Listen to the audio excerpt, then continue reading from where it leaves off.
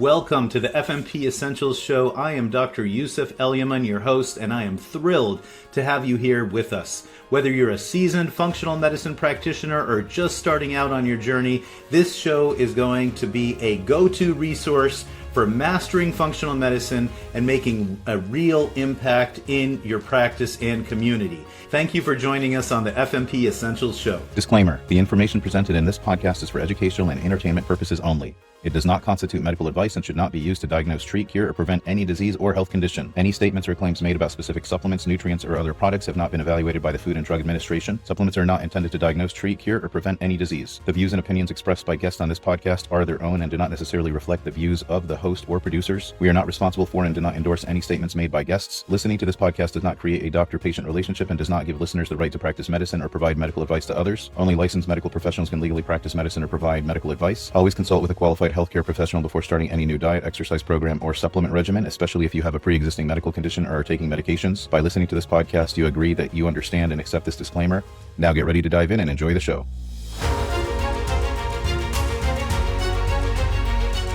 Hello, everybody. Dr. Yousef Elyaman here. Welcome to the FMP Essentials Show. I have a very special guest today, Jodi Franklin. Jodi, welcome to the show. Thank you so much, Dr. E. It's such a pleasure to be here and an honor, really. I've been a big follower of yours, and I absolutely love your work, the groups that you offer that just offer so much help to people in our field, and also just the enthusiasm and humor that you put into it just makes you so lovable, and I just really enjoy following you. So thank you for what you do. Thank you. And I've been following you as well, and your passion shines through, and I think our audience are going to be pleasantly surprised with what they hear today if they haven't heard you before. Jodi, give me your 76-second bio. Okay. I started this whole journey into health in my 20s when I came down with an autoimmune disease, and I was a mess with chronic urticaria, which is hives all over my body, for about 20 years. And as I got into my 40s, I started noticing that certain things would trigger them. And that set me down a rabbit hole of figuring out what was doing this and why and what was happening to my body. Now, I was in such rough shape that I would literally be in bed every night, scratching myself till I bled. I couldn't sleep at night. I was exhausted. Some days I couldn't walk, and it really affected my day-to-day life in a really negative way. And I brain fog. I had all these issues. And I went to some wonderful practitioners. I'm up in the Boston area. And they basically just had prescribed me some things that would give me a little bit of relief, but it really didn't address anything. And I was on prednisone off and on for years, and I was worried about the risk with that. So anyway, fast forward, I started researching, and when the web came about, I started listening to podcasts, and I really figured it out and started noticing my symptoms went down more and more as I addressed my food choices and some of my lifestyle choices. So when I turned 50, I had a bit of a midlife crisis, and I said, I'm going to go back to school. What do I really want to do with my life? And my youngest was about to go off to college. So I went back to school and learned first nutrition and health coaching. And then I went on to go to it's now a 3 to 5 year program in functional medicine. I've been studying it for a decade now, and just learning and helping people really address their various health issues. It's just incredibly rewarding. And I'm happy to say, since I started the functional medicine journey, I was able to check out some of the labs that came back on my own body and realize some of the things that were driving my urticaria. And I'm happy to say, for about 9 years now, I've been in full remission. I haven't had any breakouts of urticaria. And it's just, I think more clearly now at age 60 than I did in my 20s. My brain fog's gone. My symptoms of ADHD are gone. My skin's no longer dry and peeling. My hair grew out. My energy is through the roof. I just feel better and better every day. It's just amazing what's possible when you have knowledge and you know what to do. So amazing. And here at the FMP Essentials Show, our direct audience is that practitioner, whether it's the wellness practitioner or the functional medicine therapist, physical therapist, or physician or PA, whatever it is, we're supporting the practitioner. We know that in healthcare, if we have that root cause approach, that we believe it will definitely make a difference in healthcare and in the world. And what I hope will happen today, because you are a health coach, I hope today the people that are maybe looking for careers and maybe a career in healthcare would consider health coach, and also not only just a regular health coach, but a health coach that studies and has knowledge in functional medicine. So that being said, we're at the first section of this podcast, and that is the section about the tree trunk. So if we imagine that our functional medicine practitioner is a fruit producing tree, the knowledge is that trunk. So let's go over we're going to ask some questions or go over some questions about the trunk pertaining to health coaching, but also pertaining to the topic we're going to talk about, which is helping patients with Parkinson's disease today. Jodi, tell us about health coaching in general. Sure. So health coaching is really getting into lifestyle factors. And I would say that's about 70% of illness nowadays is just, or actually almost all illness today is lifestyle. But in solving it, about 70% of it is really lifestyle factors. So a lot of practitioners miss the mark with this. I know in med school, a lot of you are only trained a week of nutrition. So we really look at the nutrition, what people are eating, what food sensitivities they might have when they have certain symptoms like runny nose all the time that might be a dairy sensitivity. We look at things like food sensitivities. We look at what they're eating, the amount of the macronutrients, the quality of their food, whether they're eating organic food or not, and make some recommendations on which organic foods might be the most impactful for them to eat, what foods to avoid. We look at things like sleep. Are they sleeping through the night? Sleep is so critical to people's health. They have no idea that even diseases like Parkinson's, for example, people aren't sleeping, and other diseases like dementia. So we have to address it, make sure they're sleeping deeply. We also want to look at toxicity. What are they doing in their household? What things are they cooking with? Are they cooking with nonstick pans? What kind of things are they putting on their body, on their skin? What are they doing for relaxation? There's so many different things that we have to look at on the lifestyle piece, and so many people have no idea what they're doing. So just to guide them and coach them in that and provide a safe space for them to discuss their stresses and things like that, and then helping them with these lifestyle choices and making tiny choices, tiny changes over time, which can be really critical to their healing. I know I know sometimes people go into a functional practitioner or a medical practitioner, they might get a long list of things to do, and breaking that down and actually doing it, as you all know, not everybody follows that. So having a coach keeping you accountable week after week or biweekly or whatever it is makes a huge difference in the outcome. So No, I 100%. And I think I would not want to live as a functional medicine physician. I would not want to live in a world without coaches. Like I can say, hey, listen, based on what I'm seeing here, I think it would be good for you to go on a Mediterranean food plan. But then I need that person that gets, we're not robots, right? You need that person that will explain it to them better than I can, and that will take the time and that will follow up with them and have those health goals. And yeah, I think one of the most important career choices careers could potentially be a health coach helping us. We actually have 4 health coaches at our office for our providers that we're working with.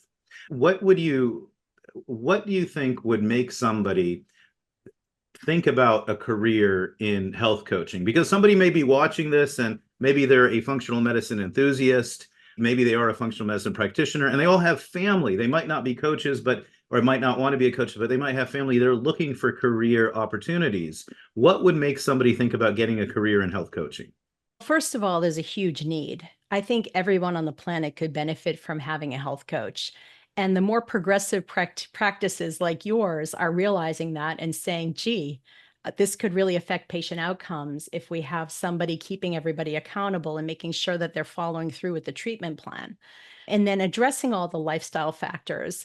Dr. E, you're too valuable to sit and talk to your patients daily about whether or not they need to be eating certain foods or how to cook certain things or the repetitive things that you would need to do for certain patient populations.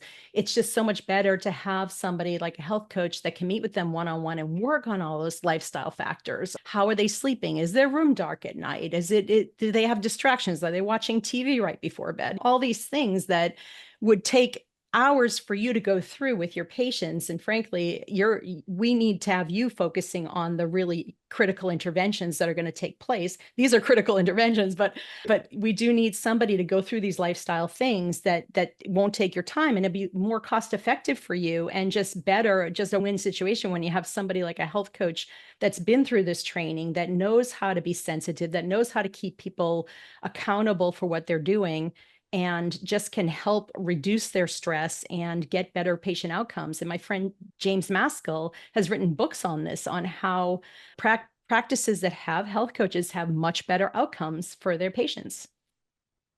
Well said. So how do you collaborate with a patient's medical team? And I know you're unique because you actually hired other licensed practitioners to work with you. But in general, how would a health coach work with that clinical team in getting the patient well? Yeah, great question. First of all, we are always happy to work with and collaborate with a client's medical team. Practitioners are always wanting what's best for their patients and they need support. But sometimes we do have resistance and we can get dismissed, and that's okay. Sometimes, if there's a lot of resistance and it's getting in the way of the healing of the client, I will sometimes recommend that they seek out a more progressive practitioner who's open to lifestyle changes. But I really need the collaboration, especially when I need to get somebody to a place of strength where they may no longer need a medication anymore. For example, talking about something like they have type 2 diabetes and now their blood sugar has gone way down. Their A1C is now, instead of 6.3, it's at 5.6. Do they still need to be on metformin? Probably could start weaning off that kind of thing, but I'm not licensed to do that.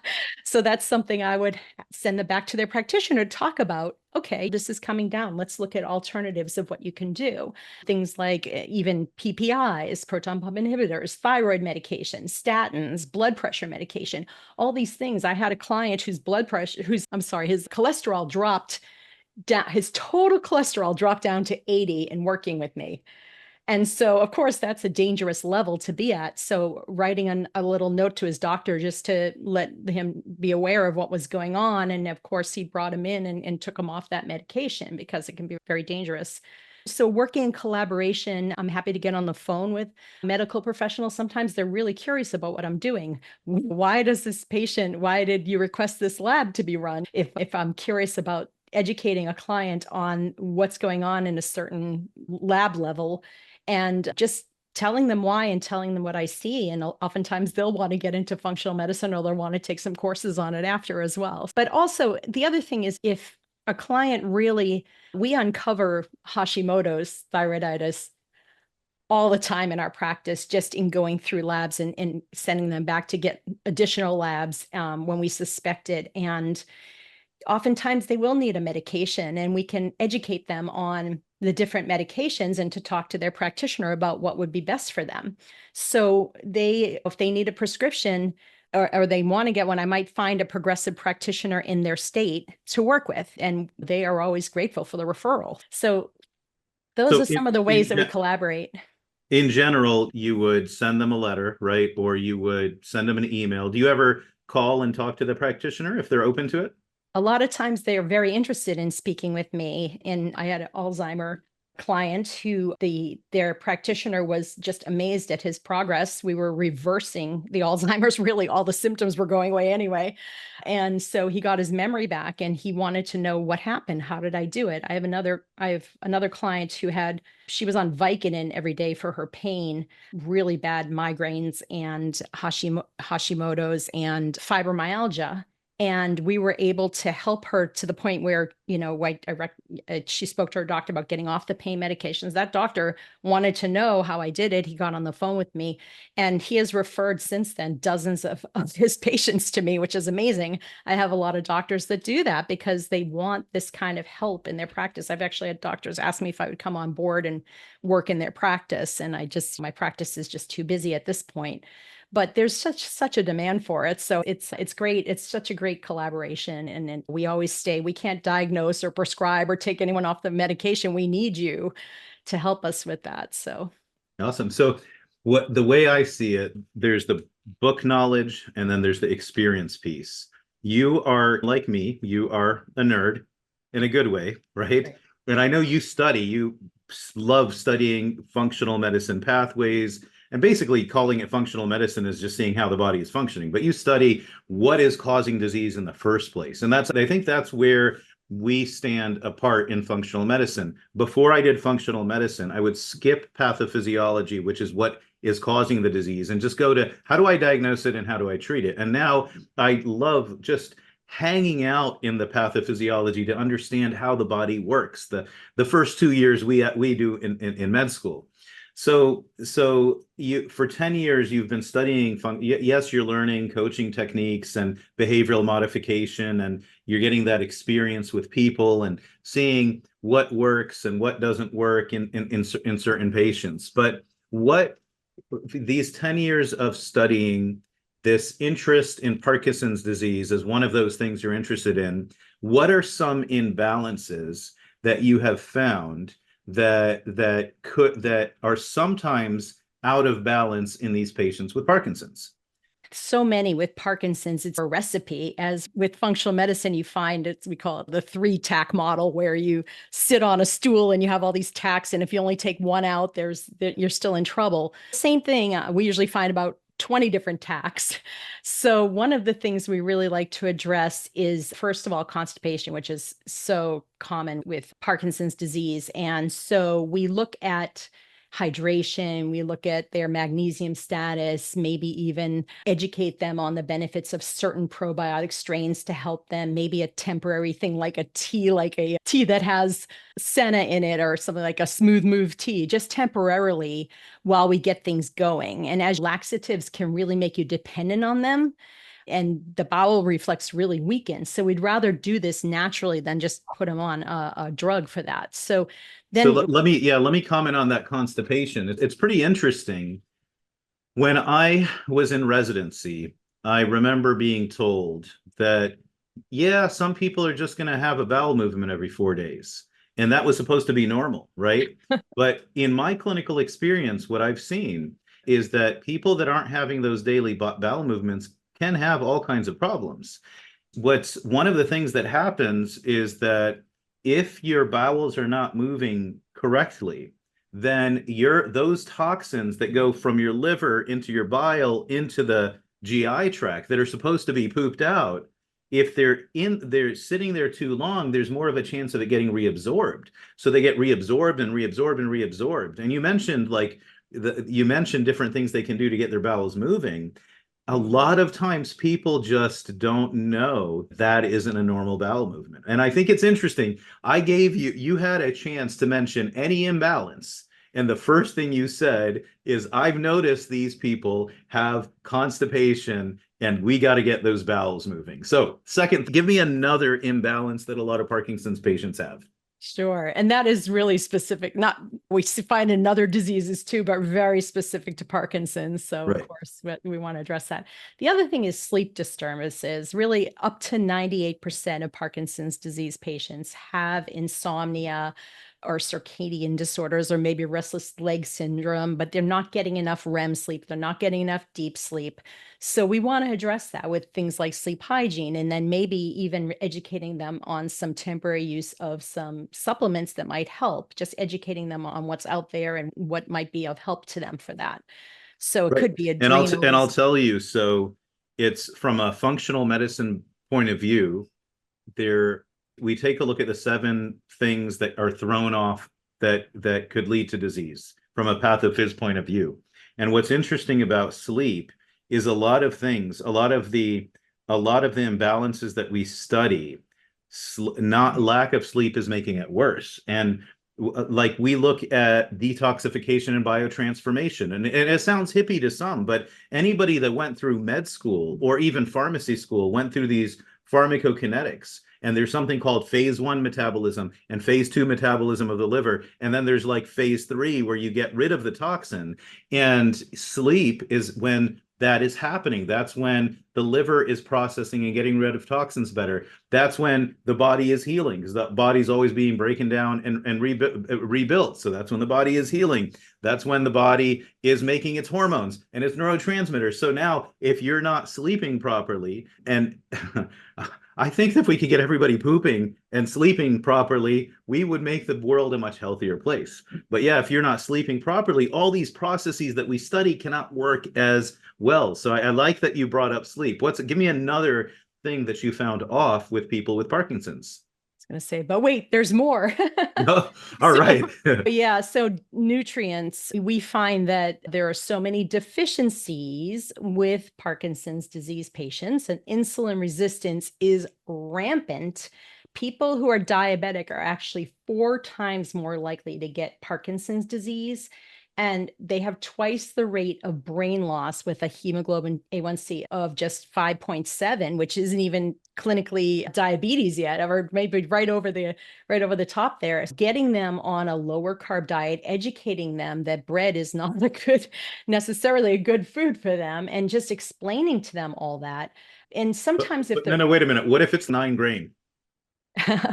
What if it's whole? I always give this example. That's a great question, Dr. So if let's take a tablespoon of sugar and a tablespoon of 9 grain flour that your grandmother milled in Vermont. Which one's going to raise your blood sugar higher? You tell me. Most people think the sugar, right? It's actually the flour. Flour is higher glycemic load than sugar. So people think that those whole grain breads, and I used to think the same thing until I got enlightened. Eating a lot of whole grain breads is a good idea. No. We have to have a little fun on this show, but yeah, it's if one of those, there's various reasons why grains and wheat can sometimes cause issue. And that doesn't, like, I don't say everybody has to be off wheat always, right? But I do think that's something that we pick up on, that a lot of people do better when they take wheat out of their life. And there's various reasons why. There's gluten, that if they have poor gut health, then they're not fully digesting the proteins that are hard to digest in gluten. And if they have increased intestinal permeability, then that can leak into the bloodstream, and now the body starts to attack it and turn around and attack other parts of the body. But yes. But you also get the leaky brain phenomenon, right? And you were talking about they were eating things like high in wheat and high in processed foods, and they're not getting proper nutrition. And nutrition is needed for Parkinson's, right? Absolutely. And things like omega-3s are usually low. We talk about eating like fatty fish that's low in mercury, things like that. Carnitine levels are usually low. They need more protein oftentimes, or they might have some digestive issues with getting the protein into their cells as well. But the other thing that we find is homocysteine levels. These tend to be high. High homocysteine is really prevalent in those with Parkinson's disease, which increases free radicals or oxidative stress in the brain, causes brain inflammation, nerve cell death, and protein clumping in the brain. And what you need when you have high homocysteine is usually B vitamins. So B6, B12, B9. So you need these. We find that vegetarians just don't get enough B12 in general. There's just so many things that people need. So maybe educating them on a good bioavailable multivitamin that will get them those, or maybe even if that doesn't work, talking about trimethylglycine or things like that, getting their vitamin D levels to proper levels, looking at lithium orotate deficiency that happens with Parkinson's. From the nutrition. Yeah, the homocysteine, surprisingly, it's really not checked often.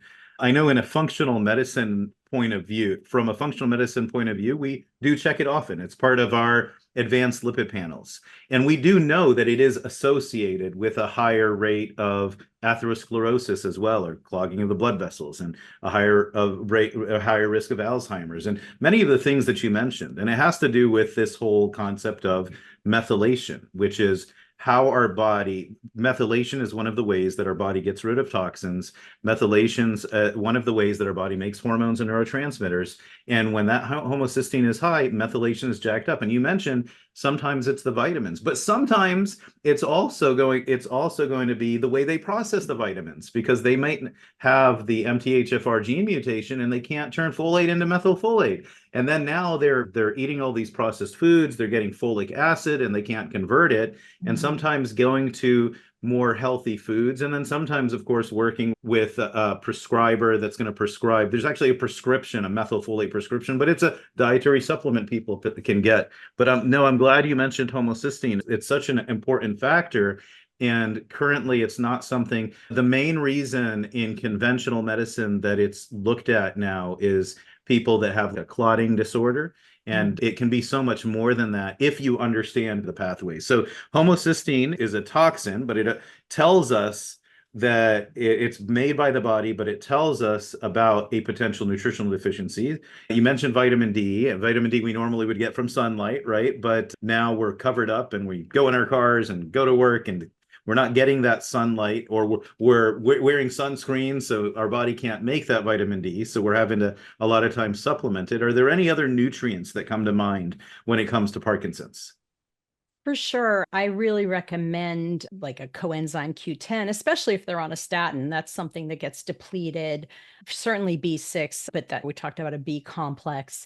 Glutathione is another thing. Coenzyme Q10. So there's two forms: ubiquinone, ubiquinol. I personally like the reduced form, the non-rusted form, which is the ubiquinol. But there's data on ubiquinone and ubiquinol, and that's a nutrient that's needed for mitochondria. And Parkinson's seems to have a lot of neuronal tissue have mitochondrial dysfunction in it. And mitochondria are those little cells within your cells that make energy, and they are very susceptible to damage. So interesting. CoQ10, some form of CoQ10. Any other nutrient that you can think of? Usually omega-3, because it's so important for the brain to really flood it with omega-3. So a high dose omega, like really good quality. Right. Don't buy your omega-3. I won't mention any stores, but don't just go out in the grocery store or a box store and buy your omega-3. You really need a good quality. Work with a practitioner to get a good quality omega-3 that will be not toxic and get better cellular distribution. I'm so glad you mentioned that. What's interesting about the whole omega-3 thing, if you look at, let's say, our Stone Age ancestors, they had one omega-3 to every 2 omega-6s. But if you look at, we do advanced lipid panels and we check omega levels, and they're usually about 15 omega-6. And omega-6 is more mainly arachidonic acid, which is that inflammatory portion, whereas omega-3 is anti-inflammatory, but they're usually about a 15 to a 20 to 1 ratio. So more push in that inflammation, the inflammation side. And it has to do with the food that we're eating and the quality of the food we're eating. It's interesting. Grass-fed beef will have that 2 to 1 ratio. But if you start feeding grain to those cows, they end up getting that 15 to 1 ratio. And then you eat those cows and you get the 15 to 1 ratio. So omega-3s, what other... And if I could add to that, not to mention, what are you cooking with? What oil are you cooking with? Are you using Crisco or vegetable oil in cooking? Yikes, high omega-6. And it's just... Right. Yeah. No, I'm glad you mentioned that. And these oils, they have, hopefully people will have a lot of Googling to do after listening to us, but these oils have a different smoke point. And that smoke point is, once that oil is reaching that high level, that smoke point, it starts to get toxic. But the other interesting thing now is there's a lot of research with advanced glycation end products where you're cooking at really high temperatures, sugar and protein or sugar and fat, and then that can be toxic, which could contribute or exacerbate Parkinson's. So we mentioned it a little bit, right? Because we mentioned homocysteine, which is a toxin, but also maybe a marker of your nutrition. Well, high homocysteine, I would say. High homocysteine. No, thank you. Yes, it Yeah. needs to be within range. I like going less than 8. That's a number that I look with. Same. But really that's more of a toxicity, right? A toxicity. So that's the other category. That is the next category. Let's hear it. Let's hear yes, it. so toxicity is rampant, and this is the big hallmark of Parkinson's disease. It is very much a disease of toxicity, and it's well known that various metals, heavy metals, can directly impair with cellular energy production within the cells, within the mitochondria. And a poorly fueled cell over time becomes dysfunctional. And then, in some of the clients I've worked with, we've actually facilitated getting lab work to see which toxins specifically they've been exposed to. But we look at mycotoxins, which is mold. So there's mold exposure, and then there's mold toxicity, your body burden of mold. So that you have to look at both. Maybe somebody worked in a school years ago or went to college in a moldy dorm room, and they're still suffering from it years later. So we look at that. We look at heavy metal toxicity, especially mercury. People often, like me, I had amalgam fillings. So you're taking this and you're putting it in your mouth and you're leaving it there for 20, 30 years, and it's outgassing. You talked about methylation, and some champion methylators may not be suffering as much from this, but someone like me who has that MTHFR mutation, I was not detoxifying. That was a big part of my disease. But so we look at that. We look at, are you eating swordfish every day, every week? Something like that. It's really high in mercury. We look at things like aluminum. Aluminum preferentially accumulates in the mitochondria and nucleus of the cell where it evades chelation. So it's very hard to get it out. So we look at the heavy metals, and then we look at environmental toxins like BPA. Do you know higher levels increase the risk of developing basically the alpha-synuclein antibodies that are found in Parkinson's? And BPA can be especially harmful because it blocks your ability to detoxify from other things. And BPA, and you're drinking this all the time. You're taking cans, they're lined with BPA. You're drinking water bottles, they're loaded with BPA. You're packing your takeout food in that plastic, and hot takeout food in the plastic. And so we have to look at all these things. Actually, that reminds me. So sometimes what happens is that people will get canned organic vegetables, but it's lined with BPA, right? So it's organic, but it has a toxin in it. Yeah. So no, I'm really glad you mentioned that as well. And I think, Jodi, I think that this is incredible because normally what happens, we know what happens. People get a diagnosis of Parkinson's. They're told that unfortunately, there's not much we can do. We can just give you medication that will maybe make your symptoms better, maybe decrease the progression, maybe not. And that's it. And they're sent home and they're just followed up in 3 to 6 months and just waiting for things to happen. Yet they could have a wizard like you that ends up in their life, and you're working on all of the things that can make their body healthier. Because whether you have Parkinson's, if you have Parkinson's and your body has what it needs, and your body and you're eliminating toxins, and you're giving your body the best chances. But we're just scratching the surface, getting people excited and giving them things to look at. But what we're seeing is gut health and bowel movements. We didn't even talk about probiotics, right? But that's a piece as well, right? So we're talking about constipation and gut health. We talked about sleep and working on sleep hygiene. We talked about getting right nutrition, looking at toxins like homocysteine and whatnot, other forms of toxicity. Thank you so much for dropping those knowledge bombs. And I think can I mention 2 other toxic things really quickly, because people don't realize we can, but right after this commercial break. Oh, sorry. I'm just joking. We don't have commercials. Go ahead. I just felt like this was the time, because this was that, like, after all of that, now they're going to get 2 more. How are they going to even stop listening to this podcast? It's just not, I don't know how it's possible. They're going to listen to it again. Go ahead. Those 2 toxins. No, there's lots of toxins, but a big one that people don't realize is glyphosate. That's the Roundup weed killer. Don't ever use that on your yard. Look into getting an organic lawn. But I also wanted to mention the household products.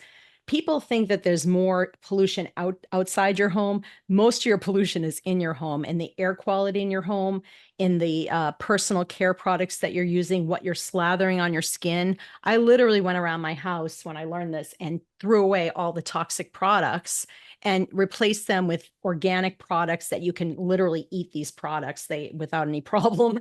They may not taste that good, but my shampoo, my soap, my deodorant, everything that I use, that I put on my skin, the pump soaps in my house, everything. And these are not the things that you necessarily buy at the natural grocery store, because there are brands in there that are not so good. So you have to really know what you're doing. That's where a good health coach that knows what they're doing can help you with this. But there even shave gels, toothpaste, everything. And then what are you cooking on? Are you using nonstick cookware? Are you swimming in a swimming pool every day and getting chlorine toxicity? There's so many things we have to look at and what you can do. And I'm not telling you not to swim, but maybe there's things that we can do to mitigate that. So Right. many different things that are super important lifestyle wise with toxicity. So interesting. So what I think happens is a lot of people will just hear all of this and get overwhelmed. And the reality is, just pick one of these things, because this is not just a plan for Parkinson's. This is a plan for humans, right?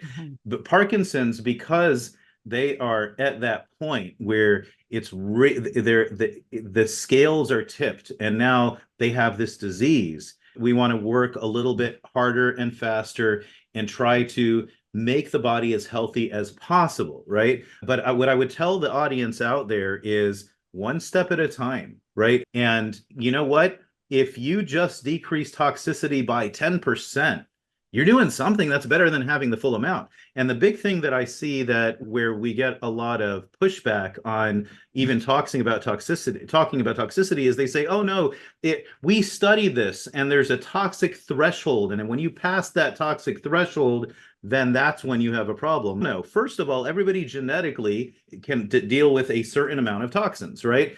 Everybody's going to be different on how many toxins that they can deal with. And the other thing is that if I have a little bit of one toxin, a little of the other, and a little of the other, a little of the eventually it all piles up. Jodi, how many toxins does a human body in America usually have? You're born with them nowadays, because the mother, before you have a kid, it's a good idea to meet with a health coach just to detoxify safely. But the average American kid is born with, I think it's 280 toxins in their umbilical cord blood. We live in a toxic soup. And though you all should think about what laws are being passed in your community, what in terms of overturning certain laws that protect industry and allow them to dump things in the water and dump things in the air, because there's countries that have much higher levels of pollution than the US, and their rates of diseases are going up, and so are ours. And now it is time to spill those functional medicine organic beans that do not have BPA on them.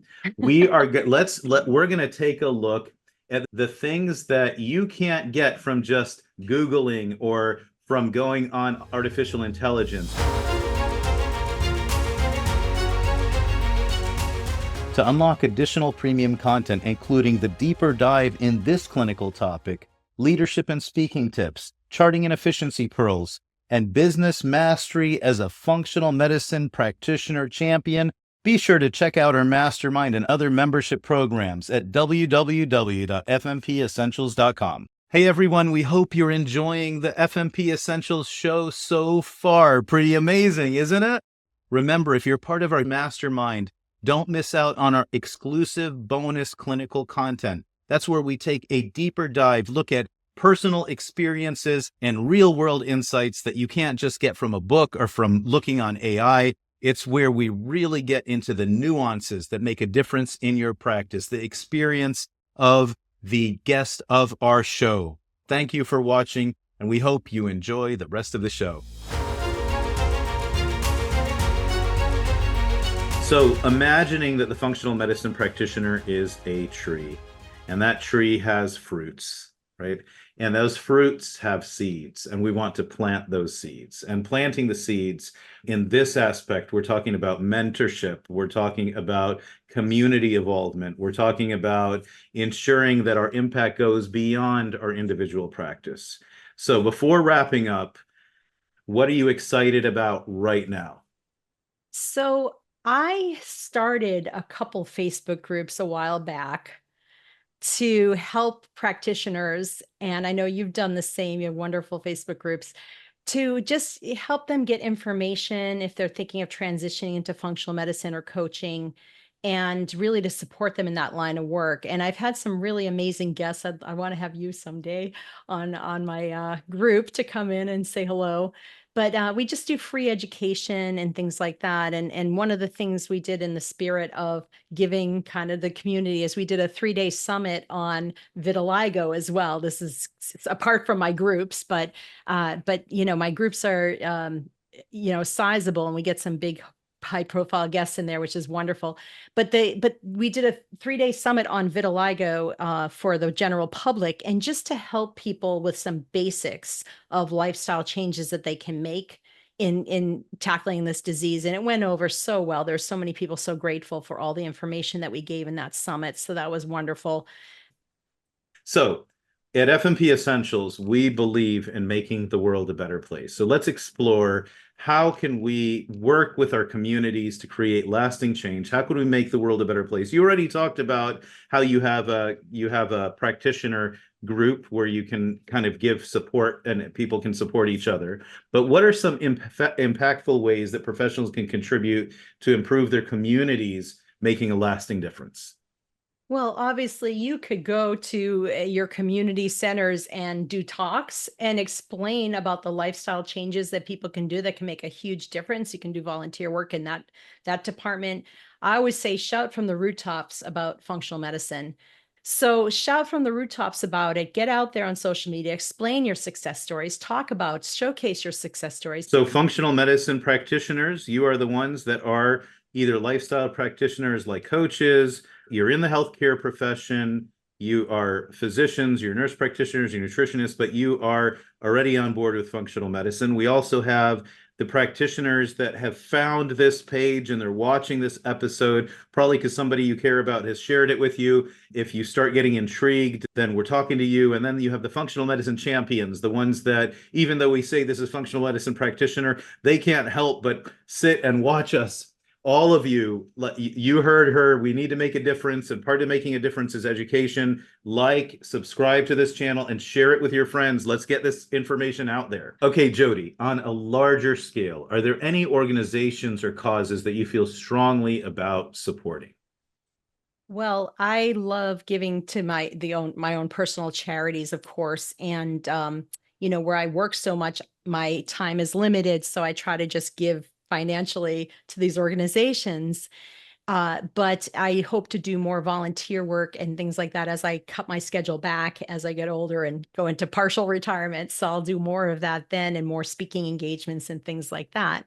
But I will say that before investing in certain organizations, always look at the funding. Who is funding this organization, and might they have another agenda in mind? So I just am careful about who I invest with. And I really like to invest with organizations like EWG, Environmental Working Group, where they are kind of whistleblowing a little bit on the toxic personal care products that are out there, and other organizations that help the environment, because I really think this is one of the biggest crises we're facing these days, is just the climate change and the toxins that are going into our environment. Yeah, I love, especially Environmental Work Group. I think they're doing the job that really others, I mean, I love supporting them. I love the information they come out with, and I love your insightful answer on giving that financial support.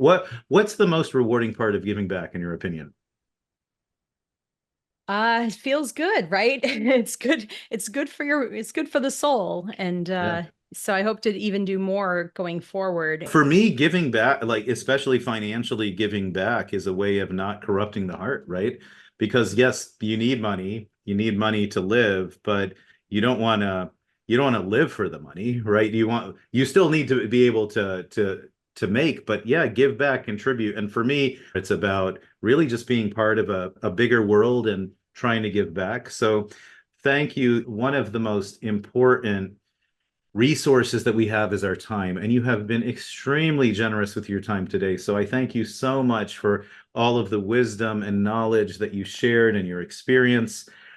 I guess the question now is that, first of all, how do people sign up and become a health coach, right? And for people that are interested in becoming a health coach, what would you say that they should do? What step would you say maybe first to become a health coach?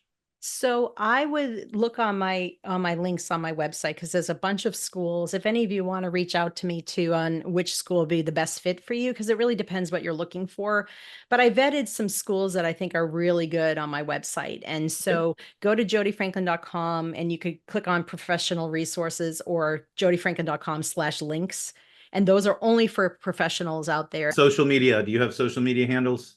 I do. So on Facebook, if you'd like to follow me, I post a lot of really cool success stories and videos and things on there. So it's Jodi Franklin HC is my Facebook.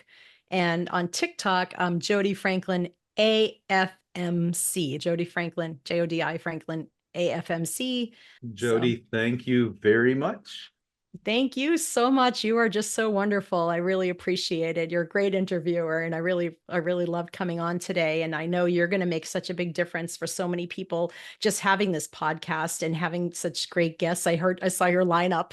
And so everybody like and subscribe and seriously follow him. Dr. E is on the cutting edge of functional medicine. As you can see, he's so knowledgeable and so amazing. So I hope I look forward to continue following you. And he's funny to watch too. It's like your humor. It's hilarious. Thank you.